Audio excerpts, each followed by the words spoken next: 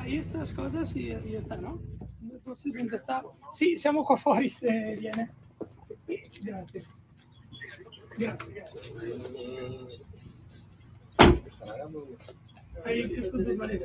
Arthur Melo here on his way to Liverpool Football Club to complete his medical to make himself a Liverpool player on loan, is what is being reported as of now. On his way to England to complete a loan move to be that extra midfielder that Liverpool Football Club need.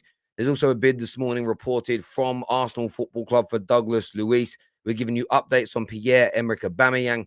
We are talking about De Jong, Ronaldo's exit.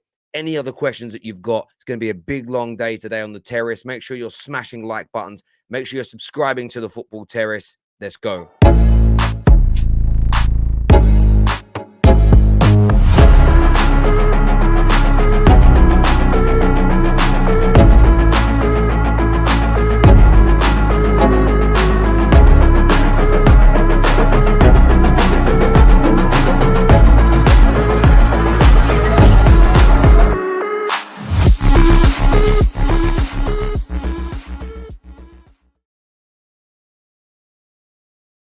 Morning and welcome back to the Football Terrace. Breaking news. We will go back to Arthur Melo, but it has just been confirmed that Arsenal Football Club are trying to sign Douglas Luiz. This has been confirmed by Fabrizio Romano. The DM the Arsenal Football Club are looking for could today be Douglas Luiz of Aston Villa. The midfielder they're looking for, Douglas Luiz of Aston Villa. Danilo linked yesterday. That was kind of shut down by Ben Jacobs. It is looking like it could be Douglas Luiz. We are going to keep you abreast of things this morning, live on the Football Terrace. No better place to be to come and have your say.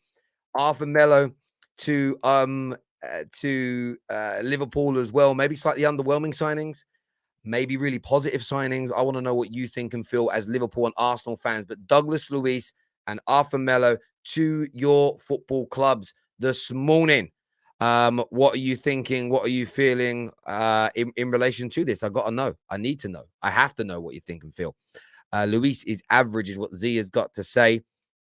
Luiz will be a Partey backup, as what's been said.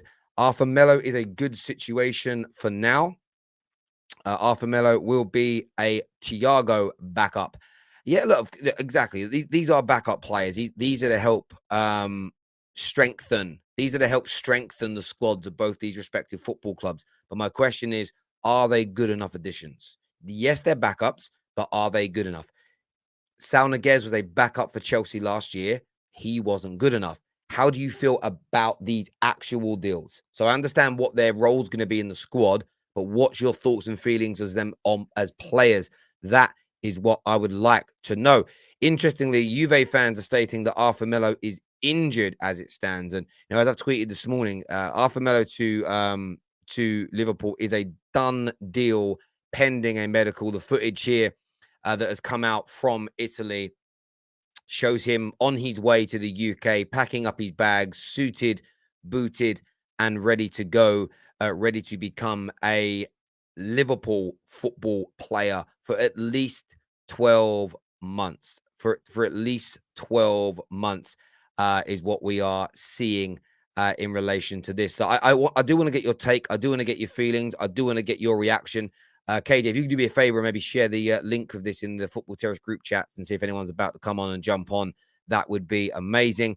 Viewers, if you want to come on, let me know by smashing the member emojis in relation to that. There's lots of other stories this morning to delve into. And of course, we're talking more this afternoon on the Top 6 show as well. We'll be keeping you abreast of what's happening with the situation with the really interesting situation with Edson Alvarez at Ajax, who is not training today, as Chelsea look to push a move to bring him in. Aubameyang updates to come. That's set to complete. Some Frankie de Jong updates as well. Some newspapers claiming that isn't as dead as some would like you to believe. But we're going to wait for more to come out about those stories. But the big breaking news this morning is a £25 million bid has reportedly been made by Arsenal for Aston Villa's Douglas Luiz. and Liverpool are close to completing a deal pending a medical for Arthur Melo. I want thoughts and I want feelings. No wonder Comrade Lama said no to these man is what Jamie Madsen's got to say here. Terry, you see the Edson Alvarez refusing to train with Ajax, forcing a move. Yeah, it just might be a little bit too late. It might end up being just a little bit too late for Chelsea on that. But it's deadline day and anything is possible. Luiz was at Manchester City and Arthur has been twerking for Arsenal since January, but we didn't want him, is what Alexander Lacazette has got to say. Honest says, I'm happy with Arthur. He used to be a big talent and has some reason he didn't show his talent. It maybe Klopp can get it out of him again, is the comment here. Arthur, for me, could be a good midfielder for Liverpool. Just wanted to update you on Doncaster. A Danish forward, Will Osula, could be on loan, a loan deal from Sheffield United, which is exciting. Big up yourself, young Aaron. Donny James there, not long time no speak.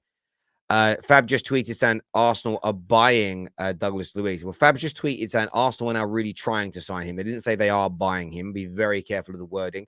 But I've already, again, this is what's interesting. I know, like, we've got Tom backstage, and he's gonna give me a dirty look when I say this. I know we're not meant to trust the Sun, but they did break the Arsenal Douglas Luiz news, which is, I think, when it comes to transfer news, I often don't treat the newspapers I don't like politically in the same way, because they're not wrong about everything. They'd be silly to ignore it. They got it right. Fabrizio has now confirmed that Arsenal were looking at Douglas Luiz. That is an absolute certainty that they are looking at him now. It's been confirmed by a lot of people. Terry, I like your show better than Deadline Day. That's because you get to have your say. The problem is, I'm not even going to say what it is. I'm not going to give these big broadcasters ideas. The Terrace has got big plans and some big things coming over the next 12 to 24 months.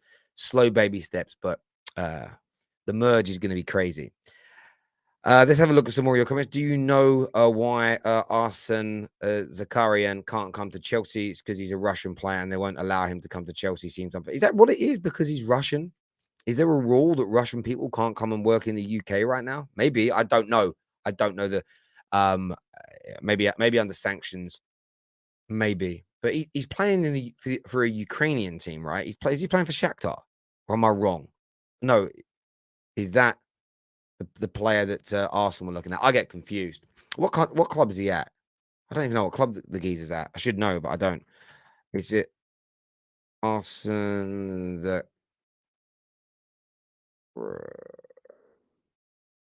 Hang on. I can't even find him now. What club's he at? He's not a Shakhtar, is he? Where is he? No, Dynamo Moscow. Maybe because he's a Russian national playing a Russian team. You might not even be able to do the transaction between clubs because of the rules at the minute. Yeah, sorry. I thought it was at Shakhtar. I don't know why I thought that. Anyway, apologies. Oh, sorry. I don't know why I just got that message. Let me shut that. I don't like notifications on when you're streaming. Very unprofessional. Zagreb. There we go. There we go. Thank you very much indeed. He's Armenian. Okay, cool. I haven't even looked. Maybe there's some sort of rule with transactions between the clubs because there's sanctions on that country, which would seem unfair to some people. But I do. Look, the rules are the rules, and we're not going to get into that on the terrace. We're not going to get into it at all. No, that was the Ukrainian Neymar, yes, that they were linked with. All right, we're going to get Tom Littlewand to have a little chat with us now. Liverpool, Arthur Melo, on loan. Juve fans say he's injured, but how good do you think he will be? What you saying, bro? You know, the best way I can compare how I'm feeling at the minute is you're effectively a homeless man who's just found a bag of gold coins and you're loving life. You know, you got your chance to get rich, and then you slowly start to realise they're not actually gold coins. They're just chocolate coins with the gold wrapping on. And as much as you're heartbroken that, you know, you're now not going to be rich, you can't exactly complain because you were starving in the first place and it's a bit of food. That's what it is. We've got a midfielder in. He's probably better than Henderson and Milner's form this season. So, yeah, the main issue I've got, though, is he's still injury prone. We still can't rely on him necessarily for these runs of games. We've signed a Thiago replacement, or a Thiago backup, should I say, who's just as injury prone as him.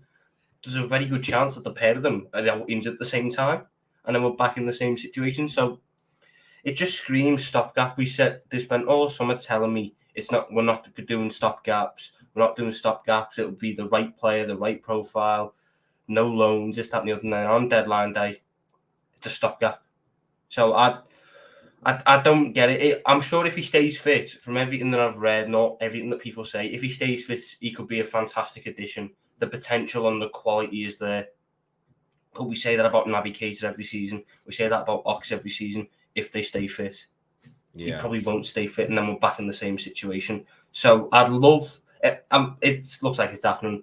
Get him through the door because it's a body, and get someone else.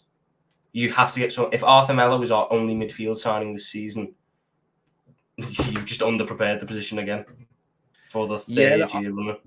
Yeah, I get the frustration, mate. I really do. I think when I kind of look at him as a player, look, he's a decent football player, but he's had those issues are there. Those issues do, and I understand the logic. Or maybe Klopp can, fulfill his potential. Maybe Klopp can make him the player that he was always meant to be. And I understand that logic. And Klopp is a very, very, very good coach. Let's not get that twisted. However, it's a case of the reason that you're buying Arthur Melo and not a top class midfielder is because let's have it right, is because you've left it this late. That's the reason. We're only buying Arthur because Henderson's got injured yesterday and he's going for a scan today. That's the only reason we've gone for Arthur. 100%. That's the only reason, because Captain Lee, the legend Jordan Henderson's injured, and with that, it's not even like we're down to less midfielders now. We're in the same situation in terms of midfield depth as we were in 4 weeks ago. We have 4 midfielders out injured. Now we've got 4 midfielders out injured, but one of them is Jordan Henderson instead of Curtis Jones. So now it's panic stations. Why? You just do it 4 weeks ago and we're not in this situation. Do it 4 weeks ago and you're getting a midfielder target that you actually want and not Arthur Melo. Do you know why I know we don't want Arthur Melo? Because it's a loan without an option. The only clubs that do that are like League 2 clubs nowadays. League 2, League 1, when they're loaning youngsters. Not teams trying to challenge for titles, loaning in a player with no option to buy. It just proves that he's just a body there who we don't really rate. Because even if he bangs, does well for us, we've got no guarantee he comes back. Well, this is what happened. Yeah, this is what happened when you guys got the likes of Johan back. It was they tried to spin it in. He's been on the scouting radar for ages. He's really one of our players. He's really what we want.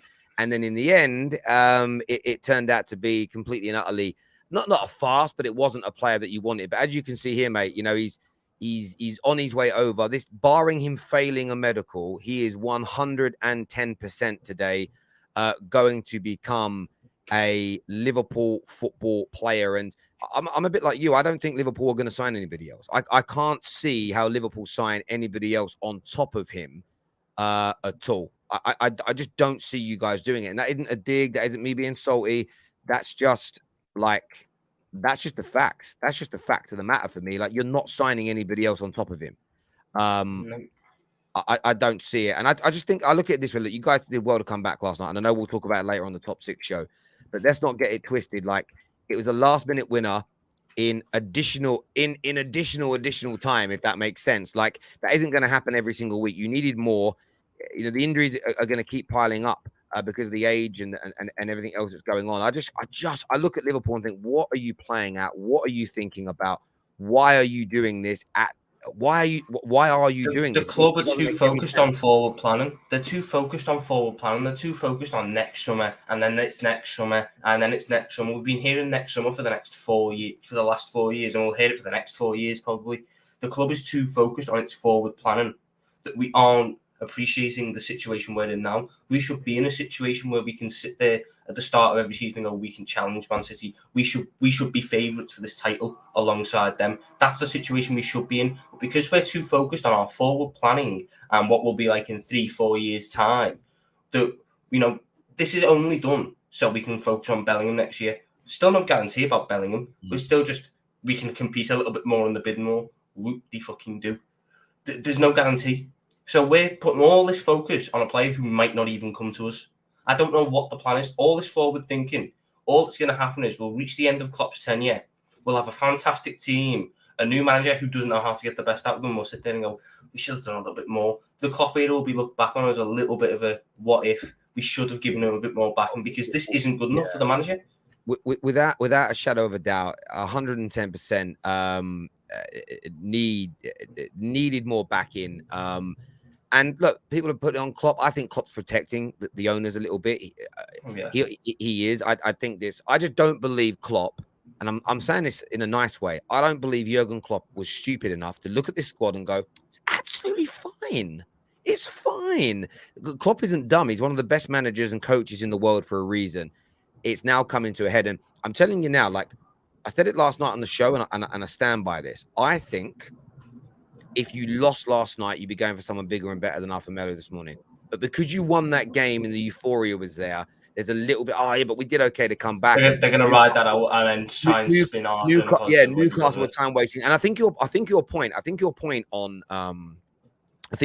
on Bellingham is very key, because right now you look at Esby did a quad last year. Of course he'll come to us, but no one knows the lie of the land come May next year. If you guys came fourth, Arsenal look amazing. City run away with the league. Barca and Real Madrid, like Real Madrid have already got midfielders. Barcelona are looking absolutely amazing as an example. Maybe Man United are absolutely cooking by this point, and you guys are looking a little bit ropey. No one knows who players are going to go to. You know, at the end of the day, Arsenal, if you just said to anybody, take it away from transfers, if you just said to somebody at the end of May, Arsenal will win their opening 5 games of the Premier League season, I guarantee you 99.9% of people would say you're chatting rubbish. We don't know where we're going to be by May. A bird in the hand is worth 2 in the bush. And I think Liverpool Football Club may have let down your manager and may have let down your fans. In terms of winning the title, I still think you'll make top 4. You can still win the cups. Anyone can win the Champions League who's of your level and maybe a little bit lower. But I just think league title-wise, you're trying to stop City doing a 3-peat. You're trying to catch Man United's total. I would just be disappointed. I really, really would. I really would. But not Lee, you're Tom. We will speak to you on the Top 6 show later, my friend. No doubt about it. And we'll catch up soon. Thank you, bro. Thank you very much indeed. Now, viewers, of course, we've mentioned the situation today with Douglas Melo being on his way over. It has now been confirmed by David Ornstein as well. You can see here via my tweet that we've put out, but obviously I've tagged the man himself, David Ornstein, that Arsenal are making an offer for Aston Villa midfielder Douglas Luiz. The player wants to move, but Villa do not want to sell as things stand. And the as things stand typically means could be happening. As things stand is the journalistic tagline for this really could happen, this could complete, this could go through.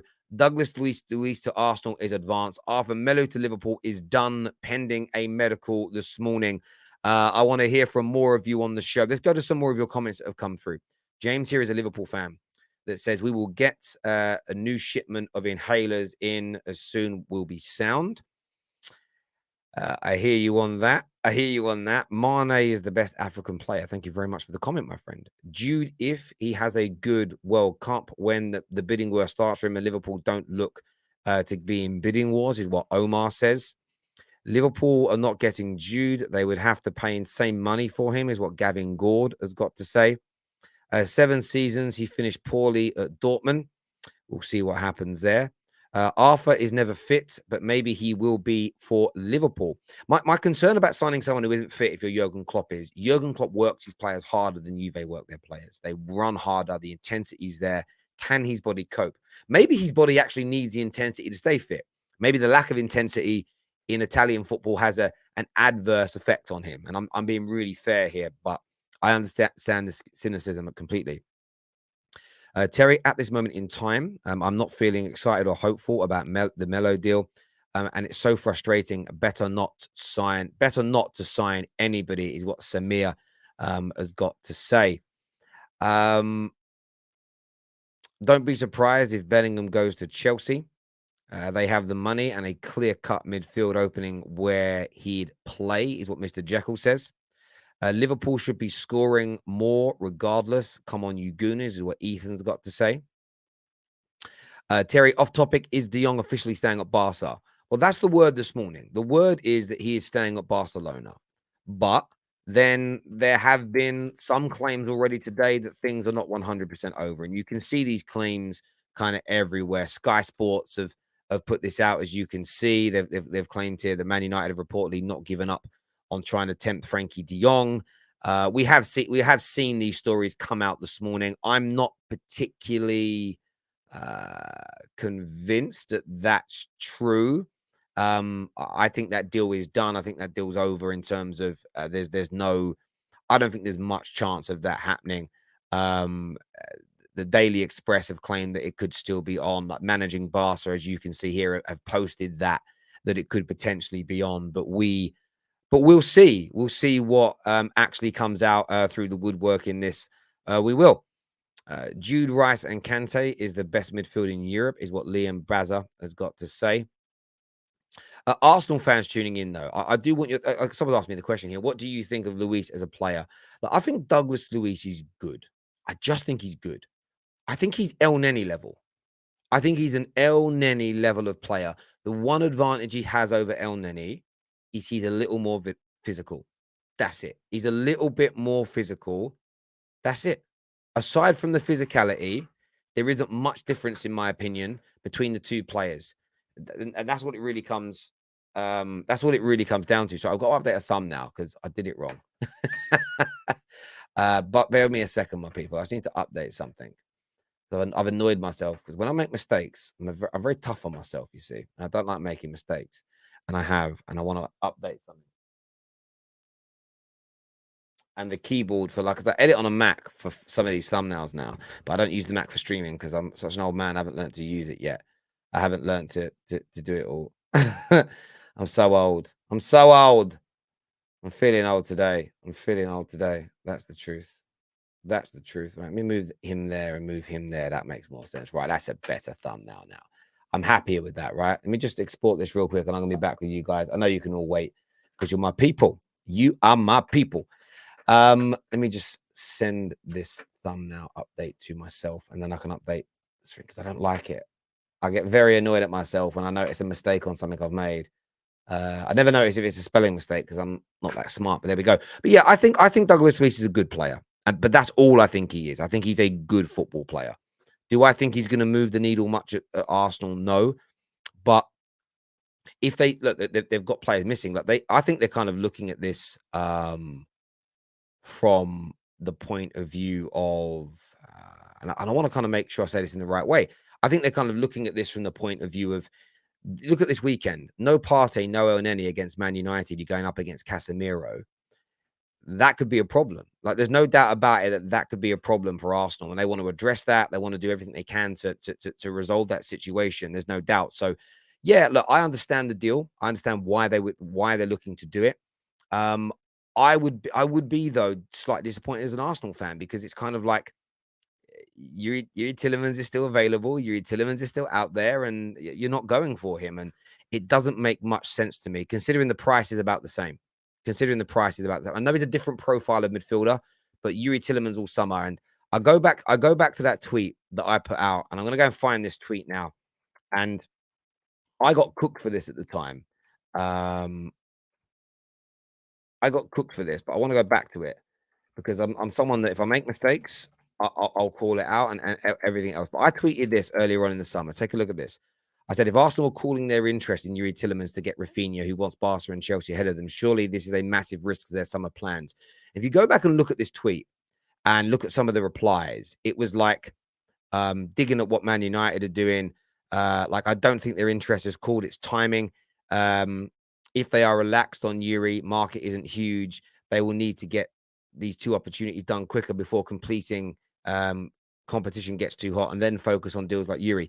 And this response here was very much the party line from Arsenal fans at the time. That read the articles from our journalists, our Arsenal tier ones. They're all saying we're going to come back in from later. No one else wants him right now. We're leading the race. We don't need to focus on him. And every 3 to 4 weeks, the story's changed around Yuri Tielemans. As an Arsenal fan, I would be asking questions at the very least. Questions at the very least. We should get Danilo and Tielemans, but I won't be mad if Luiz is over Danilo, is what Alexander Lacazette has got to say here. Jello says, as a Chelsea fan, City are definitely winning the league. Why did people even think about doubting Haaland? Clearly, they didn't watch him play for Borussia Dortmund or Salzburg. He's a beast. It's his positional sense. He doesn't have the same skill as other great Premier League attackers. You know, it will never have the technical ability of a Wayne Rooney, a Thierry Henry. He'll never be like that. You know, he won't ever be as good on the ball as a Dennis Bergkamp. But I think positionally, finding goal scoring positions and his ability to finish chances, I think we're potentially looking at the best striker the Premier League has ever had. Potentially, you know, I think he needs a couple more goals. Like he's one of the highest goal scorers ever in a single month. 5 games it took him to get 2 hat tricks. Like, it's crazy numbers. Like, what he has done is out of this world. Yeah, anyone who doubted him, for me, I think people were doubting him because in the early days he was linked to everybody's clubs, and everyone had their own Greenwoods. You know, I went and found tweets from people like Man United fans that didn't want him 3 years ago. Some of the stuff they said about him is so funny to look back on now, but they weren't giving you actual analysis. They were saying it because they didn't want Martial, or they didn't want Rashford, or they didn't want Greenwood to be kicked out the team for him. And anyone who said my young striker's as good or better, you're a fool. You're a fool for that opinion. Sorry, KJ. But there we go. There we go. They call him a tapping merchant. There's no such thing as a tapping merchant, though, because if everyone could just be a tapping merchant, that's what strikers would be.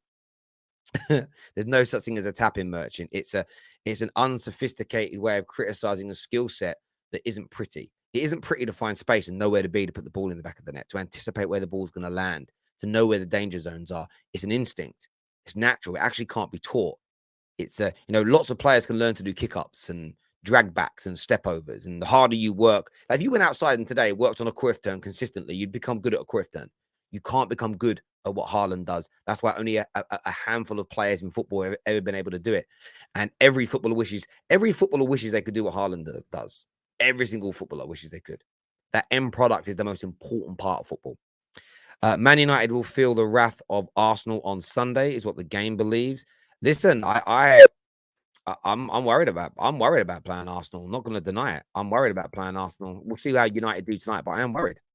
The EPL product is truly improved post window. I don't know what you mean by that, my friend. Please explain that to me, buddy. And I mean that in a nice way. I'd love to know what you mean by that, my guy. Thank you very, very much indeed. We are willing to pay up to 25 million for Luiz and not Tielemans. Both players are in the final year of their contracts.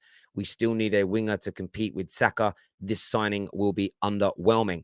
Well, I think what would be intriguing for me to see again is the reaction of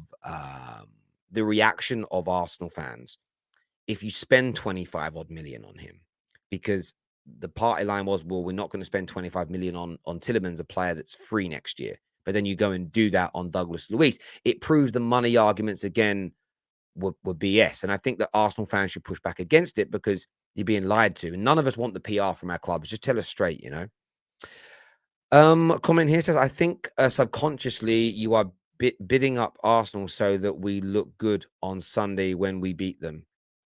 No, it's nothing to do with that. I was bigging up Arsenal before we even kicked a ball. I think Arsenal have been brilliant. And, you know, if we do beat them on Sunday, it's a very good scalp for Manchester United. There's no doubt. But I also won't suddenly say that Arsenal are not as good as I've been talking about, because they are going to lose at some point or drop points at some stage. They've just started the season impeccably well. So that isn't my case, but there we go.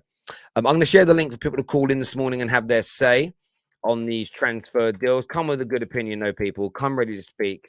Come ready to chat, because I want to hear from you all today. But the breaking news, in case you didn't know, Melo, deal done to make him a Liverpool football player. He is on his way. He is on his way to the UK to complete his move right now. That's it. Absolute facts. He is on his way to the UK.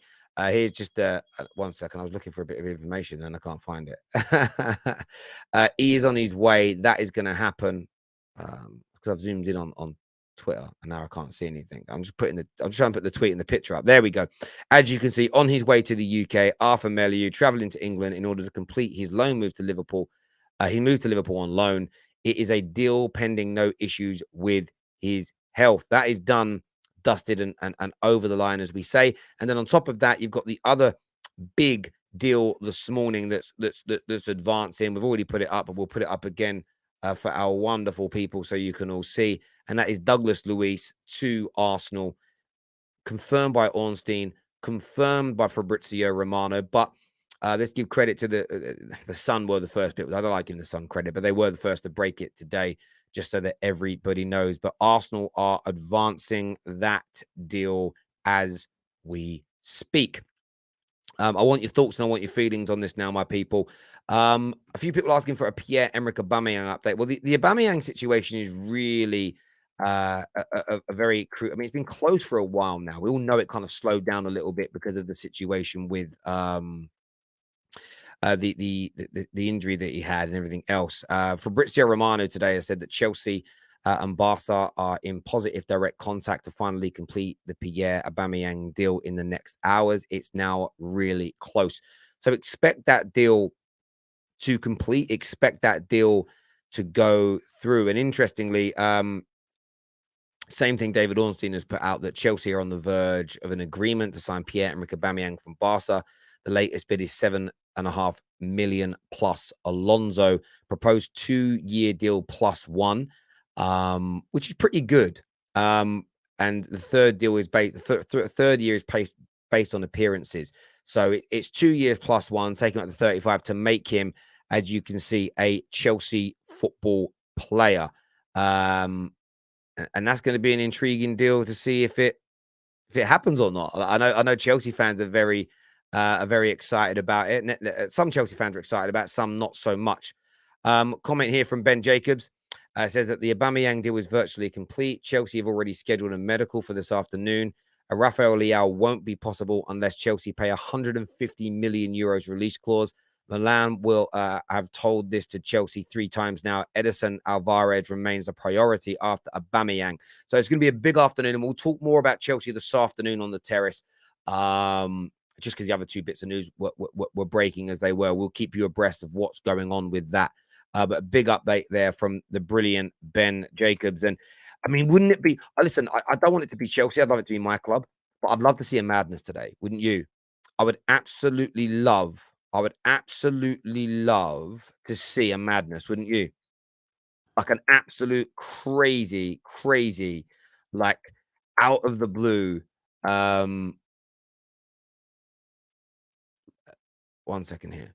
An absolutely crazy out of the blue deal, like the situation with Rafael Leao. Like, I'd love to see something like that, wouldn't you? Like, for me, I like, can you imagine just at like 5:30 this afternoon, bang, 150 million pound Rafael Leao? Like, that would just be huge. Imagine that. It'd be out of this world. Great. On the show with me now, we're gonna get Alan on, the Kurdish Bulls here. What you saying, my friend? Yes, Derry. Thank you for having me on again, bro. Not a problem. Remind everybody who you support. Liverpool. If you remember, I came on calling FSG out about. Yes, I do remember now. You're signing off for Melo. He's going to be an Arsenal player. Give me your thoughts, bro. Do you know what it is? It's a throwback to the year where we had the defensive crisis, and in January, Jurgen came out and said, "I need defenders." They bought him 2 mediocre defenders in Ben Davies and is it Oback? I can't remember his name. The guy that went to Norwich. Yes. Yeah, Jurgen ended up not really playing them. He ended up playing Reece Jones and Phillips because they were awful. All summer we've been told we won't be signing stopgaps. There's no midfielder that is better than what we've got. We'll only sign if they're better than what we've got. And they've gone and got probably the only midfielder who's worse than what we have at the moment. You think he's worse than what you've got already? Take Milner out of it because of age. Milner's a squad player. Henderson's better. Harvey Elliott is better. And our injury flops are better. The only thing is he comes in is that, not flops, but injury prone players, forgive my language, is that at least he may be able to come in when they play. But actually, he's not better than Thiago. He's not better than Keita. He's not better than Henderson. He's not better than Elliott. He's not even better than Carvalho. So it's literally Ben Davies all over again. It's Jurgen, we can't get you what you want because ultimately we're penny pinchers and American and we like the profits. But I'll tell you what, here, just have this, see what you can do with it, and then hopefully we'll get you Jude. But it's just like what you said in a call earlier, the landscape changes so dramatically and so fast.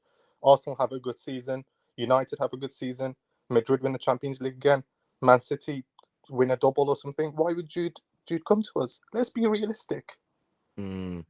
Look, again, I think that you've got a great chance of getting him. But what troubled me earlier on in the season, and I'm consistent with this, was the flippant nature. I spoke to a Liverpool fan at work, and I said, "Are you worried about not buying a midfielder?" No, we'll win the league this year. We'll get Bellingham next year. No worries. And I'm like, have you seen the film? And I think it's called Child 50. It's called Child 57 or something like that with Tom Hardy, right? And it's based in like Child 44. And it's based in like communist Russia, like back, I think, just after World War II or something. And there's a kid who's been brutally murdered by like a pedophile. And they officially write in the coroner's report that he's been hit by a train. And the parents are like arguing. The father of the kid is a police officer. And they literally say to him, like, your wife can't say this is murder. And this is the line they use in the film. And it was in the book. And I'm told this is the way things were in the country then. And it was like, well, it can't be murder because Russia is paradise and there is no murder in paradise. That's how I view some Liverpool fans when they talk about their club. It's whatever James Pearce says or Paul Joyce says or is the official press release. That's their party line. It's like, you don't think outside the box there? Like, there's No. and it's like, how are you buying into this bullshit? It's crazy to me. Every year. And do you know the worst thing about it is you talk about them journalists, James Pearce and the Redmen TV, and they do a great job. But you will never actually come out and hear them and say FSG could have done more. Not once. Not once have they come out and said they could have done more. And do you know what it is, bro? I know the guys at Redmen a little bit, and all respect to them. I get why those people don't do it, and it's a bit like, and I'm doing a video on it after the transfer window shuts. But like, I've reached out to every single Man United content creator about creating content together to keep the Glazer out movement alive, and they've all said no. Some of their reasons I get, but two of them are very honest, and they said two of them said to me, we have just in the last 18 months started to make great relationships with the football club, and we're not prepared to like be associated with you, as in me, with you talking about boycotting the club because it would damage our business. And I totally get it. So I totally understand why red men might not want to say things about the club. And I'm saying might because I don't know that their situation. However, that doesn't mean that a general Liverpool fan sitting at home listening can't have their own brain. Like, this is why I don't like. I don't really like referring to myself as an influencer. It kind of makes me feel a bit. I don't influence anyone. I give my opinion, and I want your opinion. I can't stand people that I hear. Like, I love rants. Rants and bants is great, but you know what I used to get annoyed about? He'd say something about a player, and then I'd see hundreds of other people saying exactly the same words. I'm like, do you not have your own? You can enjoy rants without parroting what he says. Like, have your own opinions. Like, I find it strange. I get it from kids, but not grown-ups. It's such a weird concept to me. Like, I've never kind of done that, if that makes sense. But maybe that's just me. Maybe I'm different, my friend. And listen, enjoy all the platforms. Listen to Redmen. Listen to rants. Listen to Saeed. Listen to all these channels. But you can still have your own opinion. It's kind of weird to me, but maybe that's just me. Maybe I'm just a bit strange like that. But there we go. Listen, my guy, Arthur Melo coming in. How do you think you're going to end the season? How do you think you're going to do with only this signing coming in?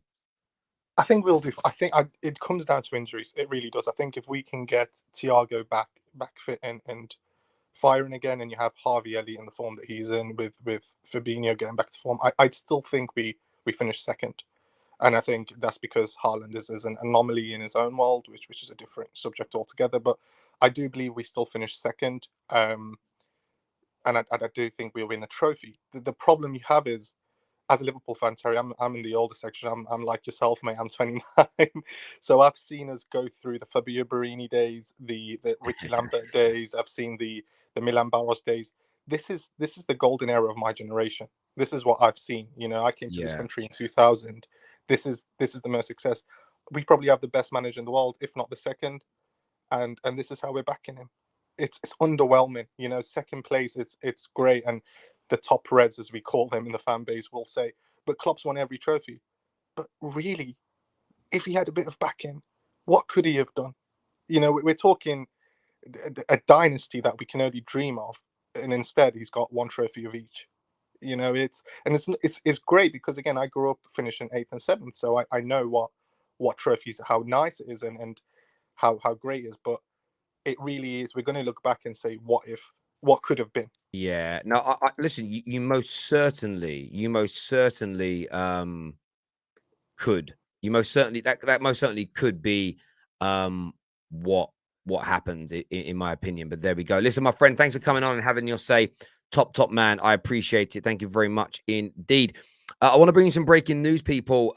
Fabrizio has tweeted here and stated that Gvardiol extends his contract at RB Leipzig until June 2027 as Chelsea's 90 million bid has been turned down.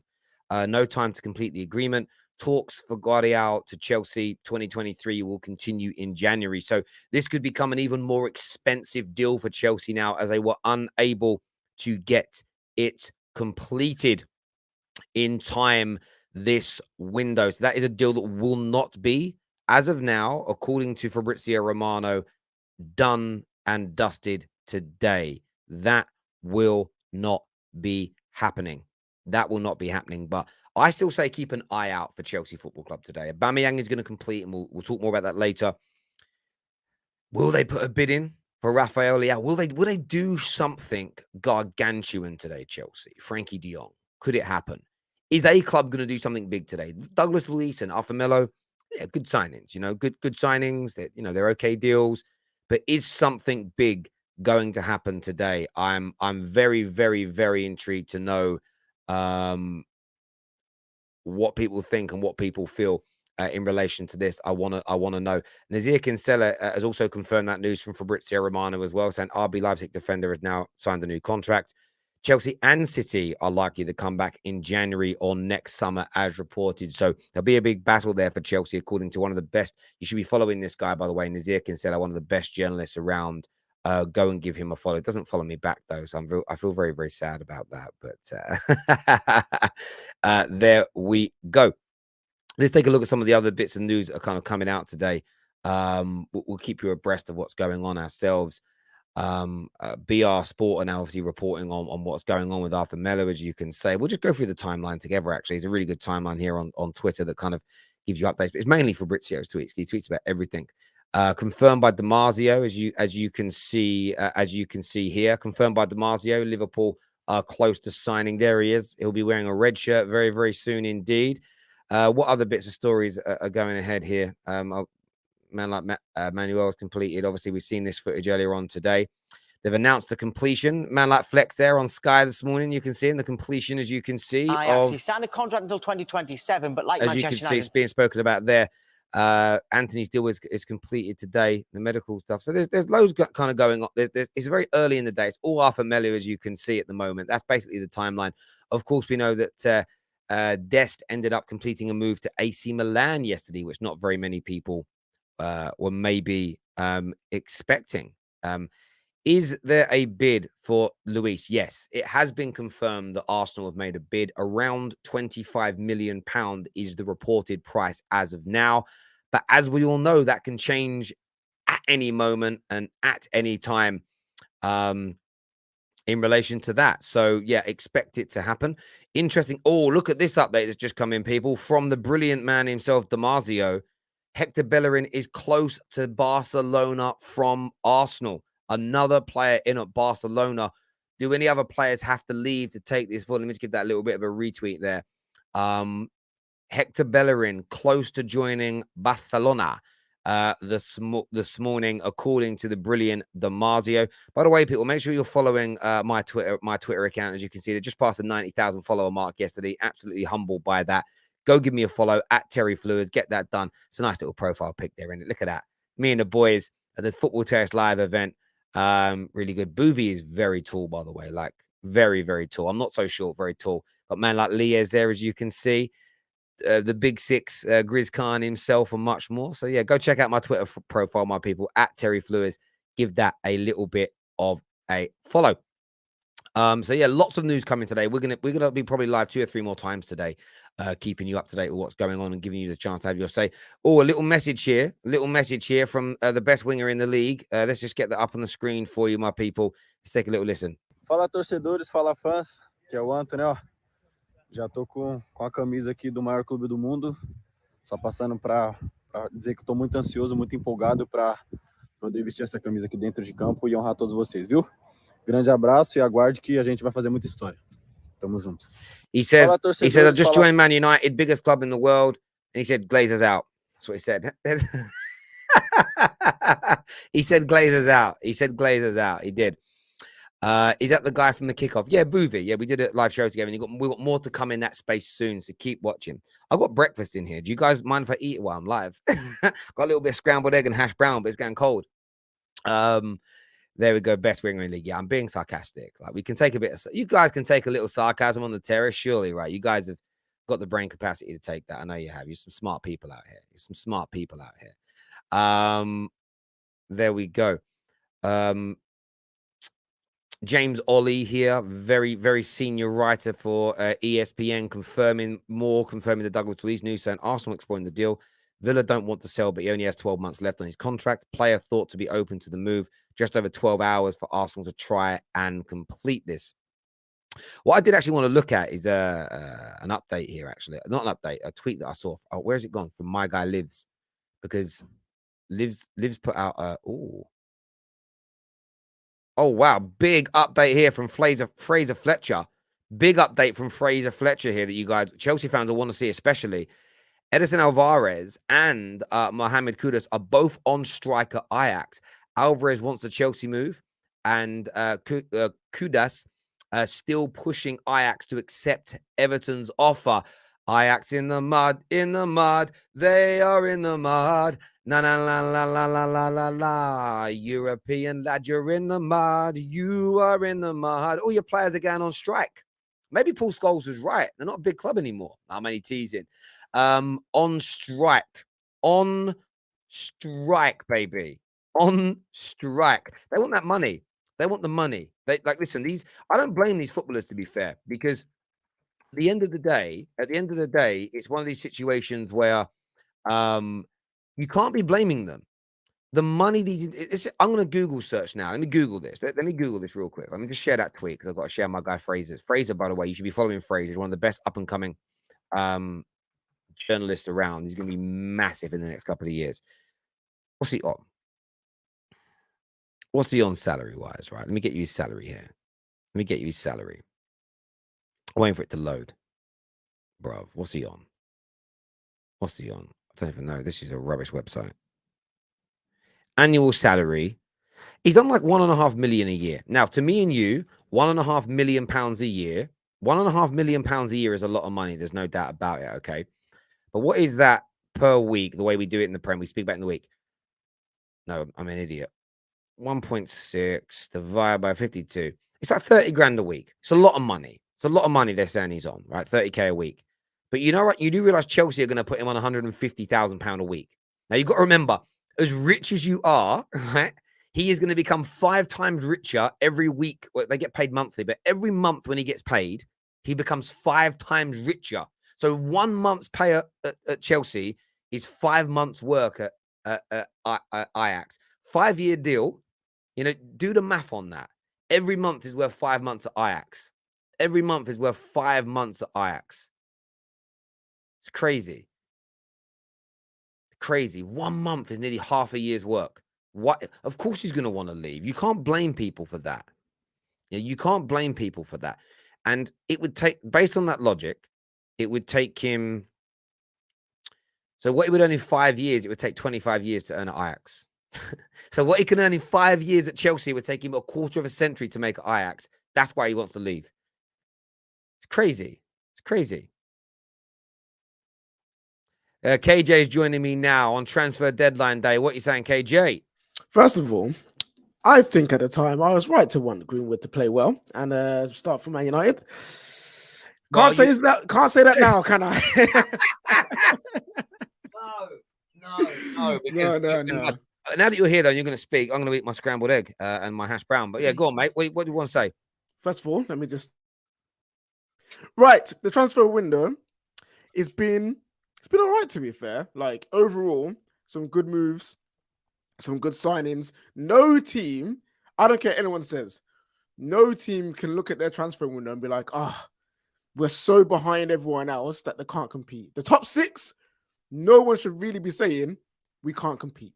Like Chelsea, as much as you want DMs and forwards and stuff, you've signed good players. Man United fans, as much as we want midfielders and forwards, we've signed good players. Arsenal, Man City, Liverpool, Spurs, everyone signed players. So everyone in the top 6 can say they can compete. Is that good? Yeah. When you make your eggs, you put a little bit of creme fraiche in there, a little bit of clove on top afterwards. Chives on top afterwards. Great. It really is good. No, I hear you, mate. Carry on. Yeah. Man like Terry Ramsey and that, you know what I'm saying? And I know people are gonna say we didn't get this and we did get that. I will say we didn't get this and we didn't get that. But when we look at it for like literally, with just no bias, no club like wants, everyone's got a certain amount of players to compete. So we shouldn't really be complaining about the Premier League quality or nothing like that. Yes, injuries will happen, but we are the biggest teams in the Premier League. You know what I mean? Like, we've signed players. So I don't want to hear no top 6 team say we can't compete because we didn't get X amount of players. You can say that you don't think you're good enough. Cool. But you can't use an excuse as, oh, we didn't sign all of the players that we... Arthur Melo to Liverpool. Here we go. Confirmed by Fabrizio Romano. Arthur Melo is done. Contracts are now ready to be signed once the medical is complete. I mean, I've already said it was done pending a medical because he wouldn't be traveling here if it wasn't. But Fabrizio has now tweeted and confirmed this news. He is a Liverpool football player, 110%. 110%, KJ. He is a Liverpool player. I can see this going very wrong. I just can. He doesn't seem like a Klopp kind of player. He doesn't seem like a Liverpool kind of signing. Like, he's a good player, but I can see it going wrong. That's not an excuse for Liverpool though, but I can see it going wrong, you know, like it's now up to Klopp and the player to make this move work because he's apparently injury prone. Like, there's a rumor saying that he's injured already or he's not. We're not too sure. Juve fans are trying to say one thing, Liverpool fans saying another. It doesn't feel like a Liverpool kind of signing, you know what I mean? So they have to try and make this work. I don't know how. Are they going to change the way that they play when he plays? Are they going to put him through an intensive training course to, like, while everyone's training, they're going to put him through a program to get him up to speed? I don't know what they're going to do. But it's not looking like the greatest signing from Liverpool, that's for sure. And then that means you have to go in a conversation about FSG. Really and truly. I know people say, well, he was on Klopp. But at the same time, when Ten Hag was chasing De Jong, people were saying the Man United board and scouting team should have overruled Ten Hag and just signed a player. So if that's the case, then FSG and the recruitment board for Liverpool should have not listened to Klopp and said, no, you need a midfielder, here you go. And now they're in this situation where they've done that way too late and probably not got the best midfielder they could have got, like, to help boost that Man United squad. Liverpool squad, sorry. And also the thing is here, Tom's right. They're only doing this because of Bellingham. If Bellingham weren't there, they would have signed someone permanently, maybe for 3 years, maybe something short, but they would sign someone permanently. The reason why they're not going there for a loan is because they don't want to spend any money on a player that they might see a surplus to requirements next season. Even though if you bring in a player that is good now and quality now, who's next year could be a squad player who can replace Milner, who can replace Henderson. Because you know what I mean? Because those two ain't staying forever. So they're going to have to buy extra midfielders anyway.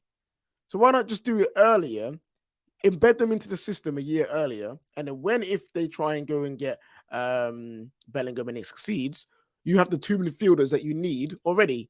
Now next summer, they're going to have to try and buy 2 new midfielders anyway, with Henderson aging, Milner definitely aging, and Thiago, he's not a spring chicken either. He's injury prone and he's getting there. So interesting moves from FSG and Liverpool and Klopp, but we'll see how it goes. It certainly is an interesting one, and I'm one of these people where I sort of feel a little bit like I don't know what the word for it is. I don't even want to be like disrespectful or anything like that, but it does strike me as strange. And I remember when they signed Kabak, and I remember when they signed that Ben Davis, and it was the party, the towing the party line, the whole like, oh, well, you know, it's all going to be okay. These are the players that we want. These are our kind of players. There's nothing for us to worry about. We don't have to stress. And from my point of view, it was like, and I know they didn't like hearing this, Liverpool fans, and I know they hated hearing it, but it was very much a case of like, well, and I want to make sure I say it in the right way. It was just a case of, well, they were never the right players, because why would you leave it this long? There's no reason to sign Arthur Melo on loan now if he was the right player, because you could have got him on loan at the beginning of the window. This is a panic buy from Liverpool. There's no doubt about it. Listen, I still think Liverpool are going to have a good season. I'm not putting it down at all, but it's a very strange signing indeed. And I know Liverpool. I kind of get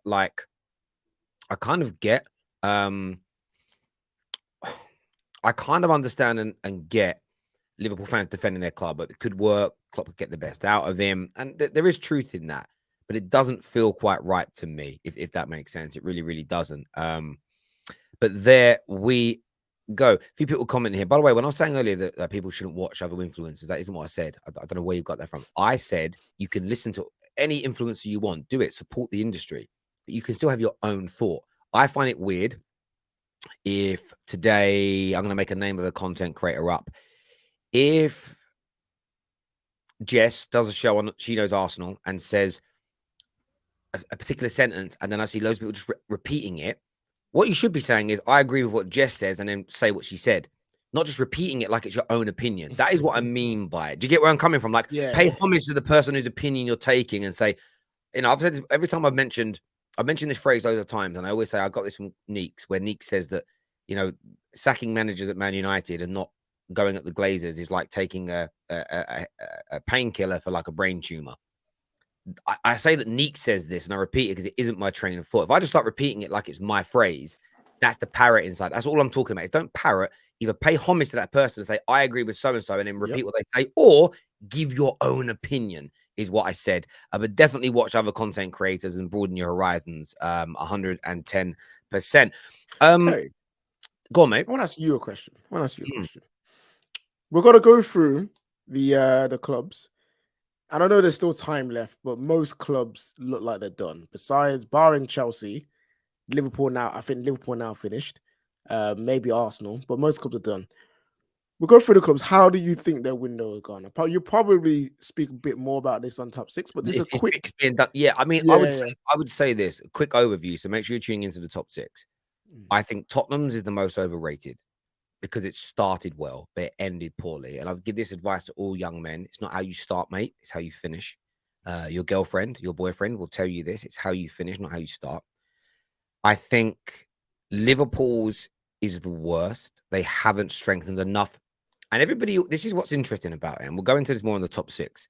But people say you can't just judge a window based on the quality of players signed. It's about the profiles, what they fit, how the manager will get the best out of them. And I kind of get that. People are now really contextualizing it so that they profiles is the thing. It's not about players anymore. It's like profiles. Because I for some people, signing a 36-year-old backup fullback, in some people's eyes, is better than signing a world-class striker, because that player was needed more than that world-class striker. But I think Liverpool's have been the weakest. I think Spurs have been the most overrated. Liverpool's has been the most underwhelming. And there's two teams' windows that I'm going to speak about that might shock a few people, that I think actually by the end of the window have ended up being very, very good and quite cost efficient indeed. So we'll go through that more tonight on the top six. No doubt about it. I won't be on, so I'll say my piece now. I'll probably be backstage or something. But Man City have had one of the, I don't care what anyone says, they've had one of the greatest transfer windows I've ever seen a champion make. Like, as a Premier League champion, the season after, it's been absolutely amazing. They brought in Haaland. Granted, before the window opened, but they secured that deal for this summer. One of the greatest young strikers we've probably ever seen in our life, and probably can go on to be one of the greatest strikers we've ever seen. They've added Julian Alvarez, who I'll call Aguero's son, because he just looks scary. He reminds me of Aguero. His build, his pace, his finishing. I can just see it. and he can play left, right, and forward. So they've covered all bases on the front line. They brought in a Kanji, who's a decent centre back for a backup centre back. Like, you think they're already stacked with the centre backs that they've got? They've just added, you know what? We'll add one more. People saying Alvarez was in January, yeah, but it was for this summer, so we included it for this summer. Calvin Phillips, perfect backup player. A perfect backup player. He's not going to complain. He's not going to get angry for not playing for Manchester City week in, week out. He gets his Champions League football experience, England international, perfect stuff. And then that Sergio Gomez. They've got a young left back who can cover for them, who will learn the game under Pep and probably learn from Cancelo. I mean, that window is probably the best window you've probably ever seen from a champion in the Premier League. And it hurts. It hurts to me to say it. It hurts for me to say it. It's frustrating. But flipping out, what a fantastic window. I agree with so much of that. And it's what's crazy about City's window is because so much of it was done so early, it's kind of gone under the radar. Interestingly, like you're in a kind of situation with like Spurs, where they started early, but it didn't end very well. You know, they could end up signing Dan James today as an example, and it's going to make their fans angry. And I even put a poll, not a poll out. I just tweeted yesterday, like, how would you rate their window? And so many Spurs fans are like 5, 5.5, 6. Mm-hmm. Like they've almost, even though they've started the season well, they're underwhelmed because what they expected, and I did as well. Like we all expect. You look at some of the players that were linked to in the beginning. The centre back at Inter, whose name now eludes me. Bastoni. So yeah, it was like I felt back in the time. Well, maybe they go back in. Maybe they go back in with a break the bank offer to try and do it. They needed another player or two like that for me. And the reason I say that, and I'll go into it more in the top 6 later, but it's future proofing that's needed. And that's the issue here. It's the future proofing. This squad will do well for Antonio Conte, but if and when he leaves in 18 months, 2 years, you're left with a fucking weird squad again. And I think they've got to try and get the balance right there. But viewers, we'll be doing that on the Top 6 show at 5 p.m. tonight. I'll probably stream again in between that, pending breaking news. Obviously, we're live after Man United, Leicester tonight as well. But just a recap for anybody that's just tuned in to the Football Terrace right now and this morning. Liverpool have signed Arthur Melo. This deal is done. This deal is over the line. He's on his way to complete his medical. There is supposedly not going to be any problems relating to that at all. He will become a Liverpool player that will get over the line. And on top of that, the other big deal that's kind of swirling around that looks like it's good at the moment, looks like it could complete today, is going to be Douglas Luiz to Arsenal Football Club from Aston Villa for around £25 million. That is currently ongoing. Now, what we also know is that Aubameyang's very close. There has been an offer go in for Edson Alvarez. There was a super chat here that said, like, how good is he? Like, he's very talented. I haven't watched enough of him play. I haven't read too much about him, but very talented. A bid of around 50 million euros has gone in, and it has been reported by Fraser Fletcher, and again, another journalist that people should just be following. He has reported that the player is currently on strike and is pushing for the move to Chelsea Football Club. We'll keep you abreast later today with more. We did talk on the show earlier. There are loose stories this morning about De Jong not being over. Yeah, but we'll touch on that a little later today. Could Chelsea make a big last-minute bid for Rafael Leao? Let's keep our eyes out for that. I'd love something like that to happen just for the window and just for the crack. But we're back later today with more content for you. The Top 6 show is already up. It's already there for you to go and hit the like button for and set your reminders for. Go and do that because we're live at 5 p.m. Brilliant panel tonight, sponsored by NordVPN. We really want you to come and support us. I've got that. Already ready. Already ready, you know. Listen, everyone, until next time, take care. Goodbye. God bless. And we'll see you all again very, very soon. Thank you.